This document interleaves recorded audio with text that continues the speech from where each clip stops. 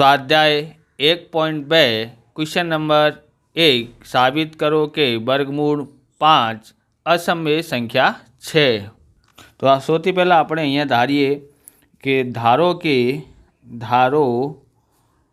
કે વર્ગમૂળ 5 સમય સંખ્યા છે ધારવાનું છે બરાબર। આ પ્રથમ પરીક્ષામાં આવી શકે છે, બેઝિક મેથમાં આ બોર્ડની પરીક્ષામાં પૂછાતા નથી અને જે સ્ટાન્ડર્ડ મેથ હોય એમાં એ પૂછાય છે। ઓકે, પૂછાઈ શકે છે, અત્યાર સુધી પૂછાયું નથી। એટલે હવે જોઈએ અહીંયા હવે શું કરવાનું છે, આપણે આ ધાર્યું છે કે આ સમય સંખ્યા છે ત્યારે આપણે વર્ગમૂળ 5 બરાબર a ભાગ્યા b મૂકવાનું છે, જ્યાં ગુસા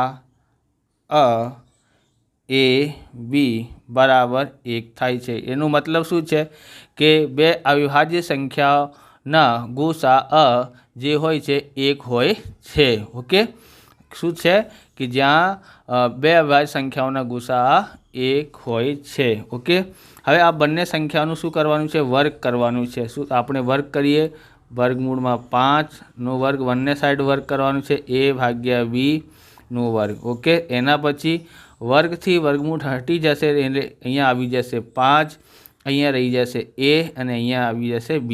ઓકે, હવે એનું વર્ગ કરીએ તો a ની 2 ઘાત, b નું વર્ગ કરીએ તો b ની 2 ઘાત થઈ જાય છે। હવે જોવાનું છે આપણી પાસે a સ્ક્વેર, આ જે છે એની પાસે જશે એટલે આ ભાગાકારમાં છે, આ બાજુ આવશે એટલે ગુણાકારમાં થઈ જાય। 5થી ગુણાકાર કરીએ ત્યારે શું આવે છે આપણી પાસે 5b ની 2 ઘાત થઈ જાય છે। આ આપણું પરિણામ નંબર 1 આવ્યું છે। ઓકે, હવે આપણે અહીંયા કઈ સંખ્યા છે, આ અહીંયા છે 5, તો 5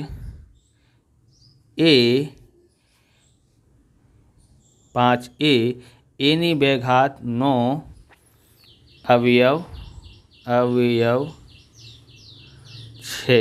ઓકે, શેનું અવયવ છે, એ 5, કેમ કે આ બે સંખ્યાઓનો ગુણાકાર થાય ને, એક સંખ્યાનો અવિભાજ્ય અવયવ પાડીએ ત્યારે જો 25નો કરીએ આપણે તો કેટલા થાય છે, 5 ગુણ્યા 5 થાય છે અવયવ। એટલા માટે આ જે છે એનો અવયવ જે છે 5 હશે, એટલે 5 એ a ની 2 ઘાતનો અવયવ છે। ઓકે, કયા અનુસાર, તો પ્રમેય 1.3 મુજબ। આ તમારે લખવું હોય તો લખી શકાય, ના લખવું હોય તો પણ ચાલશે। ઓકે, હવે તો 5 એ નો અવયવ પણ છે, એની 2 ઘાતનો પણ અવયવ છે અને એનો પણ અવયવ છે 5। આવી રીતે આપણે લખવાનું છે। આ પ્રમેય 1.3 મુજબ થાય છે। પછી આપણે અહીંયા સુધી શું કર્યું છે, જોઈ લીધું છે બરાબર। આવી રીતે બીજો ધારવાનું છે, ધારો કે a બરાબર 5c લઈએ। હવે એની જગ્યાએ આપણે શું લેવાનું છે, 5c લેવાનું છે। તો ઉપર જેમ કર્યું છે બંને બાજુ વર્ગ કર્યું છે, તો અહીંયા પણ બંને બાજુ વર્ગ કરીએ, a ની 2 ઘાત બરાબર 5c ની 2 ઘાત। ઓકે, આ બંને કરી નાખ્યું, બંને બાજુ વર્ગ કરી નાખ્યું છે। હવે વર્ગ કરીએ તો a ની 2 ઘાત થઈ જશે અને આ 25નું જે છે 5નું વર્ગ શું થઈ જાય છે 25 અને c નું વર્ગ c ની 2 ઘાત। ઓકે, પણ આપણે અહીંયા જોઈએ કે a સ્ક્વેર બરાબર શું થાય છે, તો a સ્ક્વેર બરાબર 5b થાય, b ની 2 ઘાત થાય છે। તો એની જગ્યાએ આપણે લખીએ 5b ની 2 ઘાત, કેમ કે અહીંયા a ની 2 ઘાત બરાબર 5b ની 2 ઘાત આવી છે એટલે એની જગ્યાએ આપણે આ મૂકી શકાય છે, એટલે અહીંયા મૂકી દીધું છે। હવે અહીંયા શું છે, 25c ની 2 ઘાત છે। હવે શું થશે, અહીંયા b ની 2 ઘાત, અહીંયા 25c ની 2 ઘાત, અહીંયા શું છે 5ના b સાથે ગુણાકાર છે, તો ગુણાકાર છે તો આ બાજુ આવશે એટલે આ 5 જે છે ભાગાકારમાં આવી જશે। એના પછી શું કરવાનું છે, 5થી ભાગાકાર જશે 25માં, હા 5 5 25, 5 ની 2 ઘાત, b ની 2 ઘાત બરાબર 5c ની 2 ઘાત થાય છે। આ આપણું પરિણામ નંબર 2 થયું। ઓકે, હવે આગળ જોઈએ, અહીંયા ઉપર પણ આપણે આ સંખ્યા લખી હતી એટલે આ લખીએ આપણે 5 એ તો અહીંયા કોણ છે બી, બીની 2 ઘાતનો અવયવ છે.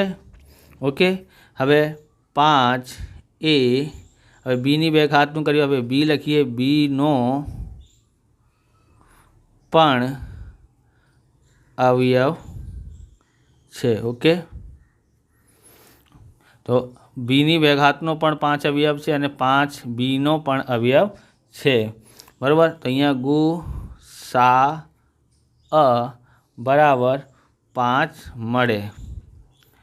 બરાબર, કેમ કે બંનેના અવયવ હોય એ અને બીનો બંનેના અવયવ 5 છે એટલે ગુસા કેટલું હોય 5 છે.